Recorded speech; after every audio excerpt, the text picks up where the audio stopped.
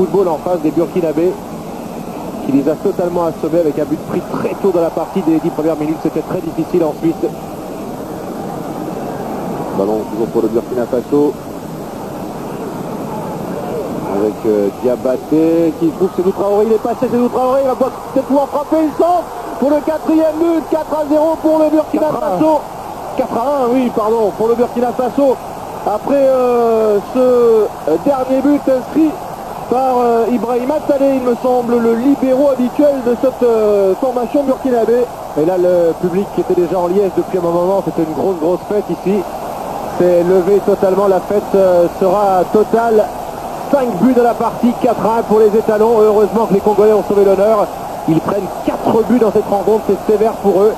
Mais la jeune équipe, la jeune défense de joueurs originaires de la ville de Kinshasa a sombré totalement dans cette petite finale. Beau travail ici de Sédou Traoré, le joueur de Bressuire, rentré en fin de partie. On se doutait qu'il allait être l'étincelle supplémentaire qui allait permettre de marquer de nouveaux buts à l'équipe des étalons du Burkina Faso.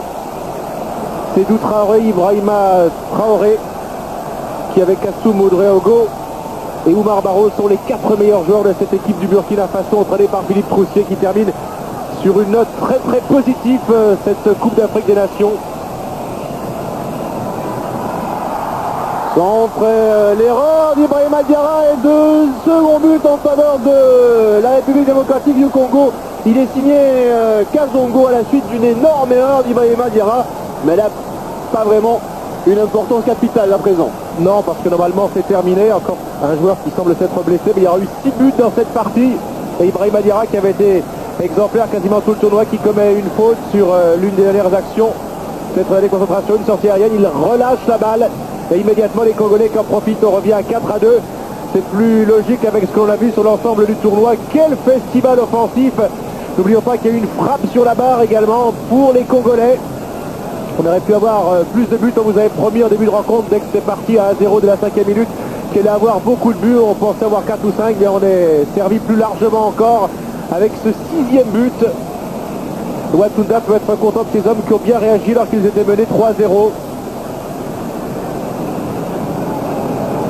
Alors que malheureusement on emmène le Burkinabé sur une civière. Il y aura eu beaucoup de blessures aussi, ça c'est le point noir de cette petite finale. C'est ce qui arrive souvent en fin de tournoi comme ça, où les organismes sont fatigués, beaucoup plus fragiles. Philippe Troussier dans sa instruction, parce que Philippe Troussier ne peut plus faire de changement. Il a déjà effectué ses 3 changements, donc là les Burkinabés vont devoir terminer à 10 contre 11. 4-2 donc pour le Burkina Faso. Une des dernières offensives congolaises. Ils ont peut-être l'occasion de marquer un 3e but, pourquoi pas. L'ensemble, il est tout seul là-bas. Ballon toujours pour les Congolais, nouvelle frappe. Oh là là, il y a du monde. Et le 3e but pour la République démocratique du Congo. C'est hallucinant. Il est signé Adjeri Tondelua. C'est hallucinant, je vous avais cité ces Jeux africains il y a un peu plus de 2 ans où une équipe menait 3-0 la 75e minute s'était fait rejoindre à 3-3. Là heureusement qu'il y a eu le 4e but de marche par les Burkinabés, il va y avoir quelques arrêts de jeu.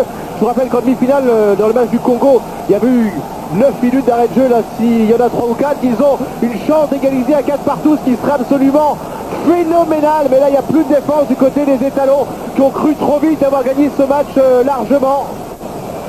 Plus qu'un but d'avance en faveur des Burkinabés. Et nouvelle offensive peut-être des Congolais. Ça c'est le match qui a égalisé.